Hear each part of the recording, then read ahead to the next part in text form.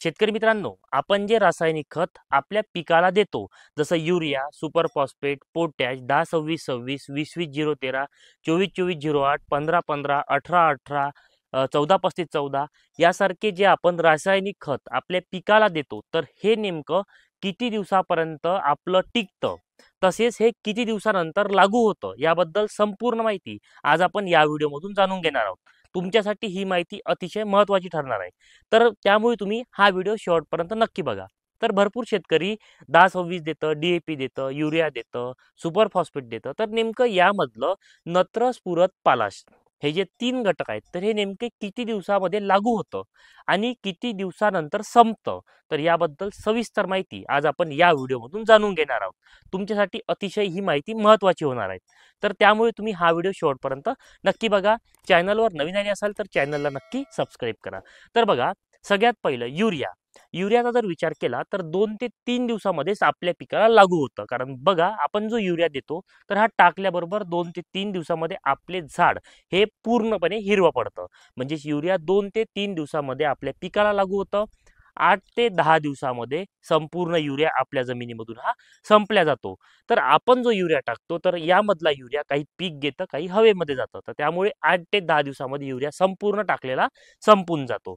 त्यानंतर आपण single super phosphate जर आपण देत असेल तर 25 ते 26 दिवसामध्ये आपल्या पिकाला सिंगल सुपर फॉस्फेट हे लागू होतं आणि 45 दिवसामध्ये ते संपूर्ण संपून जातं.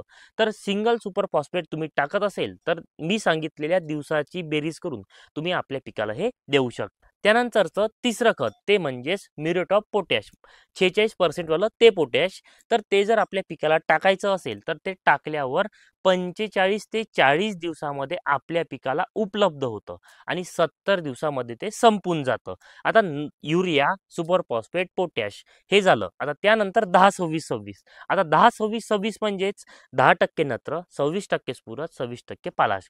यामधला नत्र 2 ते 3 दिवसामध्ये उपलब्ध होतं. यामधले जे स्फुरद आहे हे 25 ते 30 दिवसामध्ये उपलब्ध होतं आणि पोटॅश जे आहे तर ते पोटॅश 40 ते 45 दिवसामध्ये उपलब्ध होतं. हे झालं 10-26-26. यानंतर तुम्ही DAP जर देत असेल तर DAP मधला नत्र 2 ते 3 दिवसामध्ये आपल्या पिकाला मिळतो. त्यानंतर त्याच्यामध्ये स्फुरदची मात्रा आहे 46%. तर 46% स्फुरद आपल्याला 25 ते 30 दिवसामध्ये आपल्या पिकाला उपलब्ध झालेला आपल्याला दिसून येतं. त्यानंतर 24-24-08 याच्यामधला नत्र सुद्धा 2 ते 3 दिवसामध्ये उपलब्ध होतो. स्फुरद लागायला 25 ते 30 दिवस लागतं. 15-15-15, 18-18-18, 14-35-14, 24-24-08 यासारखे जे रासायनिक खत आहेत तर यामध्ये नत्र, स्फुरद, पालाश हे जे मुख्य 3 अन्नद्रव्य आहे. तर हे अन्नद्रव्य मी तुम्हाला सांगितल्याप्रमाणे नत्र 2 ते 3 दिवसात, स्फुरद 25 ते 30 दिवसात आणि पालाश 40 ते 45 दिवसात. तर अशा प्रकारे कॅल्क्युलेशन नत्र, स्फुरद, पालाश आपल्या पिकाला कशा प्रकारे लागू पडतं याबद्दलचं हे कॅल्क्युलेशन होतं. तुम्हाला ही माहिती कशी वाटली मला कमेंटमध्ये सांगा. तुम्हाला ही माहिती माहीत होती का? हे सुद्धा मला कमेंटमध्ये नक्की सांगा. तुमचे काही अन्य प्रश्न असेल तर कमेंटमध्ये विचारायला विसरू नका. त्याचप्रमाणे व्हिडिओ आवडला असेल तर जास्तीत जास्त शेतकऱ्यापर्यंत हा व्हिडिओ नक्की शेअर करा, जेणेकरून त्यांना रासायनिक खताबद्दल थोडीशी माहिती मिळून शेतीमधून जास्त उत्पादन घेण्यासाठी थोडीशी मदत होईल. माहिती आवडली असेल तर तुम्ही सुद्धा चॅनलला नक्की सबस्क्राईब करा.